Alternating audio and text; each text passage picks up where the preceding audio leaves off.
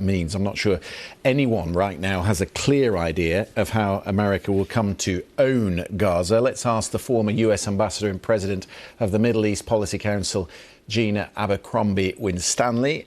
Good to see you, Ambassador. Are you any clearer? Good to see you as well. Are you any clearer as to why this plan would be more majestic? I am not, and I remain firm of the belief that it is an impossibility and therefore a useful tool to nudge others toward action. We keep coming back to how poorly conceived this plan is, but from the reporting that we've had around the Israeli Security Cabinet, they're intoxicated by what they're getting from Donald Trump. It's beyond their expectations. Does that, to your mind, confuse and perhaps make things more difficult for Prime Minister Netanyahu? It might. I mean, people can dream and do. However, a solid and clear-eyed look at the statements, because you're absolutely right, there's no plan. When you talk about moving a vast number of people, up to 2 million, who do not want to be moved, who have made clear that they do not want to be moved, then there's no way forward.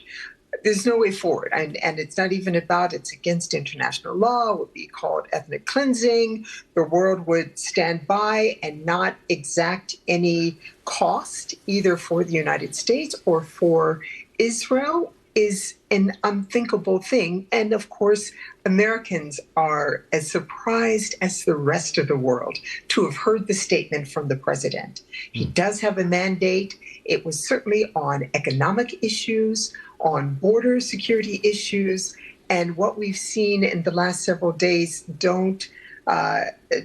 his statements, his executive orders have not gone in support of what Americans were hoping to see from him.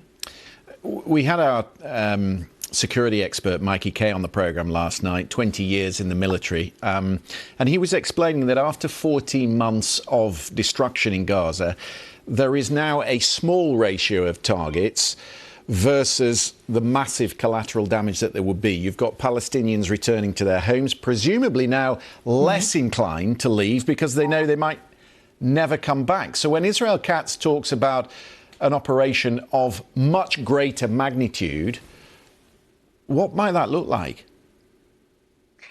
I don't think it's worth discussing, in all honesty.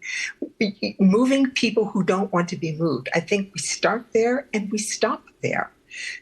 To have them moved someplace would require setting up all the things that need to be set up in the Gaza Strip, but someplace else. And while there may not be rubble, there may not be unexploded ordnance, if you're talking about moving them to Egypt, that means someplace that doesn't have electricity, infrastructure, water, schools, all the things that are necessary any place that they are, and they want to remain on their own land.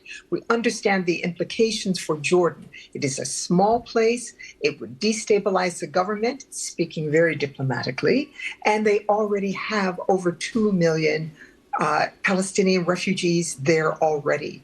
Asking them to take more is not the request of a friend or an ally who understands the situation and the context of what he is saying. Some of Mr. Trump's supporters say it is really time to think outside the box because everything up to this point has not worked. The two-state solution, let's be honest, has failed.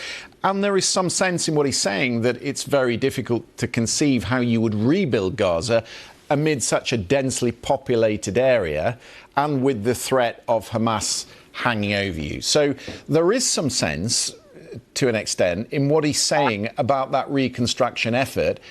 How might the Arab states engage with that? Well, I think that's right. And as I said at the beginning, the statements are actually to spur action towards something else. Since he's right, what's been tried for the last 30 plus years has not worked. Either the international community hasn't made enough effort of carrots and sticks to move the parties, or it simply is impossible as it is set up now.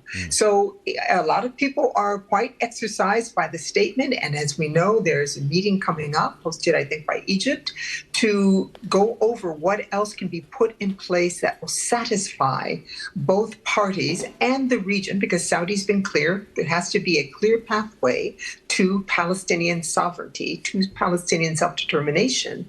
What might that look like? And they shouldn't be depending just on the United States to figure it out. This is a problem of the region, in the region. And there are brilliant people, diplomats in the region, and we should expect a bold plan coming forth. A lot of brinkmanship on all sides. Tense period in the Middle East. Ambassador Abercrombie-Winstanley, thank you very much for being with us. We're going to